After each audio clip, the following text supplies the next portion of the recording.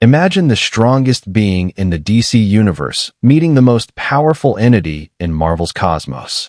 A man fueled by the sun, against a woman who is the fire of creation itself. This isn't a clash of heroes. It's a collision of existence. Because when Superman faces Jean Grey, possessed by the Phoenix Force, the question isn't who wins, it's what survives. The Phoenix Force can burn entire realities into ash. Superman can move planets with his bare hands. Both have defied gods. Both have died and come back stronger. But when the Phoenix sets its sights on the DC universe, one Kryptonian becomes her first and last obstacle. And what follows is the most apocalyptic duel ever imagined between hope and destruction. Stay till the end, because the truth about how this ends will shock you. And if you love seeing impossible battles like this, make sure to subscribe, because this is just the beginning. It begins in silence. A rift tears through the stars, the barrier between universes splitting open. On one side, the Marvel cosmos screams as the Phoenix Force consumes another dying world. On the other, the DC universe trembles as a wave of cosmic energy floods the multiverse. The Phoenix, searching endlessly for balance, senses something different. A light it has never touched before. A being of pure solar energy. And it hungers for it. In an instant, the fiery bird crosses into DC reality, and its first contact is the blazing sun of Earth's solar system. That's when he feels it. Clark Kent, orbiting high above the Earth, patrolling the void, senses the solar storm. But this isn't natural. The sun is screaming. The energy is alive. He rockets toward it. And there, in the corona, he sees her. Jean Grey, hovering in the heart of the sun, her hair burning like cosmic flame, eyes glowing white with the power of eternity. And behind her, the Phoenix itself. Superman calls out, his voice echoing through the vacuum. Who are you? What have you done to my son? Jean doesn't answer with words. The Phoenix speaks through her. We are rebirth. We are the flame that consumes, all to begin again. And you are an anomaly. The sun pulses. Waves of plasma explode outward. Superman shields the Earth, taking the full force of the flare across his body. He's thrown millions of miles, slamming into the asteroid belt. But he stands, eyes blazing red, jaw set. He rockets back toward her, cutting through the void like a spear of light. The impact shakes space itself. Every planet between Earth and Jupiter trembles. Superman's punches strike like thunder. But the Phoenix absorbs every blow, then detonates with a scream that melts asteroids into liquid fire. Jean's voice cuts through the explosion. You cannot stop evolution, Clark. But Superman's eyes ignite, twin suns of their own. Then evolution's about to meet resistance. They fight across the solar system. Each strike releases enough energy to vaporize moons. Superman pulls entire planets into his flight path, using their gravity as slingshots to accelerate. He hits faster than light, but the Phoenix burns faster. She engulfs him in living flame, her power rewriting matter itself. Atoms disintegrate. Reality bends. Superman screams, body cracking under the weight of cosmic energy, but his heart refuses to stop. He draws on the sunlight within him, every photon he's ever absorbed, and detonates it outward in a supernova of willpower. For a moment, the Firebird falters. Jean stumbles, clutching her chest, her human side flickering through the godhood. She gasps, Clark, help me, please. And that hesitation, that spark of humanity, gives Superman a sliver of hope. Act 4. The human within the god, he flies forward, catching her hands amid the chaos. The flames scorch his cape, melt his skin, but he doesn't let go. Jean, listen to me. You're stronger than this thing. For the first time, the Phoenix hesitates. Its flames dim, revealing Jean's tear-streaked face. But as soon as the name Scott Summers, Cyclops, passes her lips, the entity surges again. The Phoenix roars, blasting Superman across the void and into the moon. Cracks split its surface.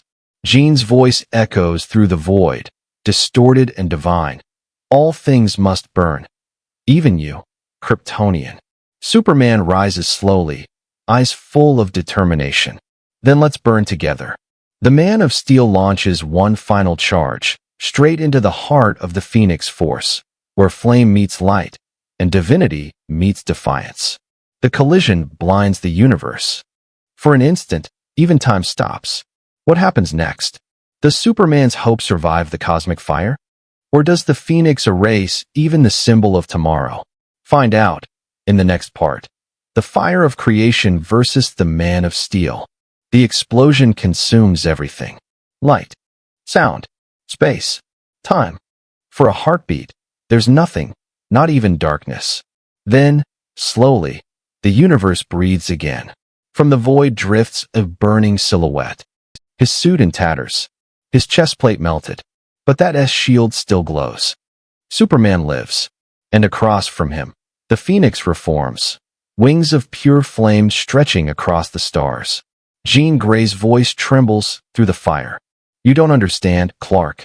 I am life itself. I can't be stopped.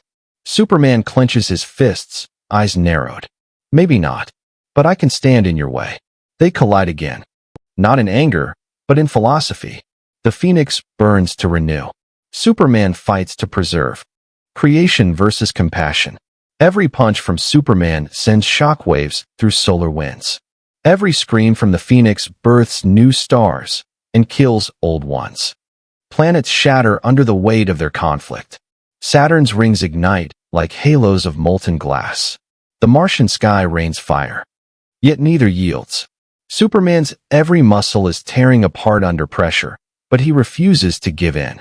Because every second he fights, the earth below survives. But Jean's voice begins to break through the cosmic storm. The Phoenix's tone falters, replaced by her own. Clark, it hurts. It hurts so much. Superman hovers, chest heaving, his cape scorched to ashes. Then fight it, Jean. Don't let it take you. The Phoenix snarls, an unholy echo tearing through space. We are beyond fighting. We are. The Firebird dives toward the sun, and Superman follows. They crash into its surface. The solar inferno erupts, brighter than ever before. No mortal could survive it, but Superman isn't mortal. This is his element. He drinks the sunlight like air, strength surging through him. Every photon becomes a weapon. Every pulse of radiation feeds his will. The Phoenix senses the balance tipping. She dives deeper into the star, absorbing its entire essence. The sun itself begins to die. Solar flares stretch across space like claws, tearing through nearby planets. Superman can feel it, his power fading as the light disappears. But he doesn't stop. He dives straight into the Phoenix's core, where Jean's consciousness still flickers. And inside the inferno, he finds her. Not as a goddess, not as a destroyer, but as a woman lost in grief. She trembles, whispering names, Scott, Charles, Logan, ghosts of a universe far away. Superman takes her hand. You've lost people. So have I. But you don't honor them by burning what's left. For a moment, she looks at him. The flames dim. Her eyes soften. And that's when the Phoenix Force screams. It senses weakness and erupts. Jean is ripped away from herself as the entity takes full control once more.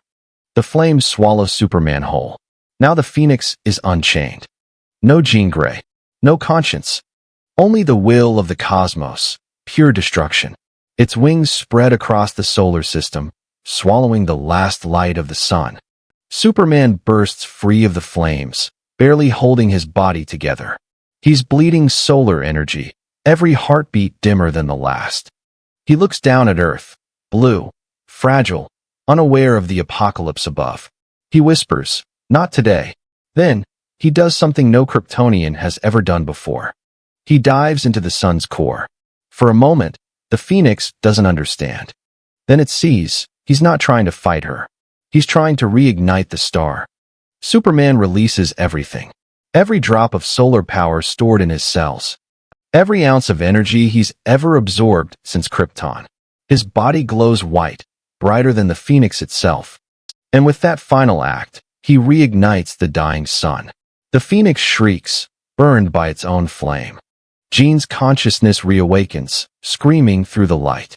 Clark, stop. You'll kill yourself. Superman smiles faintly through the blinding light. If that's what it takes, then let it burn. The explosion that follows rips through both universes. Reality bends. Time fractures. And then silence. When it clears, the sun burns steady once more. The Phoenix is gone. And floating at its heart, unconscious but alive, is Jean Grey. No flames. No cosmic energy. Just her. Superman drifts beside her, barely breathing. His suit gone, body scarred, and glowing faintly with solar residue. He places her safely on a drifting fragment of rock, whispering, "You're free now." Jean opens her eyes weakly. "Why? You could have ended me." Superman shakes his head. "Because I don't kill. I believe." And with that, his body finally collapses, a falling star returning home. But the Phoenix Force isn't gone. It's watching, waiting. And the question becomes, when it rises again, will it bring salvation?